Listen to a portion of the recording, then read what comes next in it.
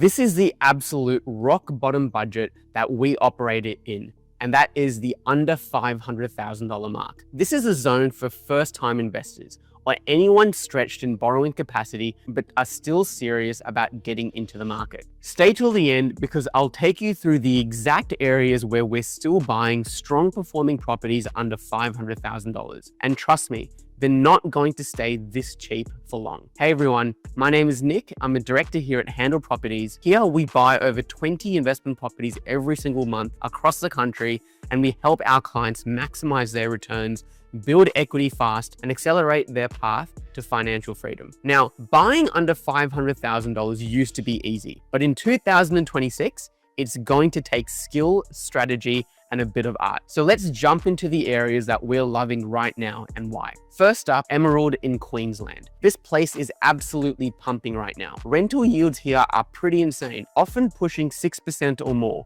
which is huge for a local town with solid income levels. Vacancy rates incredibly tight, under 2%. Now, there's a bit of new supply coming in, but those new builds are already pushing past $600,000, while we're still picking up established homes on massive blocks for around $400,000. Prices in Emerald have jumped close to 20% in the last 12 months. And based on the current momentum, we expect that to continue. A professional tip, check the flood maps from the most recent floods. Many parts of Emerald were affected. And before you buy, get multiple insurance quotes. Flood-prone properties can have insurance premiums that are double the normal levels, so make sure you know your numbers before you sign a contract. If you get this right, Emerald is one of the strongest regional cash flow plays in Australia right now under that $500K budget. Next up, we have Horsham in Victoria. Now, I'll be honest, it's a pretty small town, but the supply and demand dynamics here are incredible. Stock on market is, again, very tight, consistently below 1%.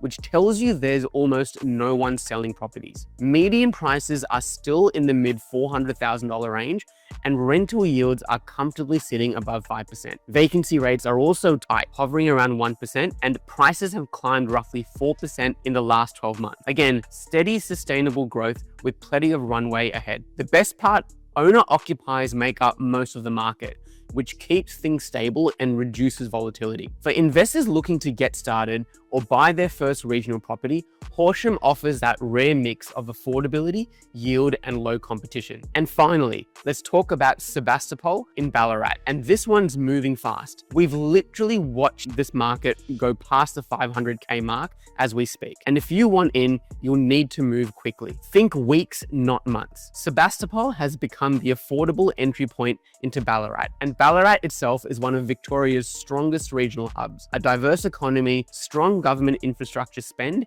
and more is coming through. Here are the trade-offs. Yields here are around 4%. So it's not the best for cash flow, but it's much larger than more established and more regional towns in this price range. And that means lower long-term risk and stronger capital growth potential. But please be cautious of the newer estates on the outskirts.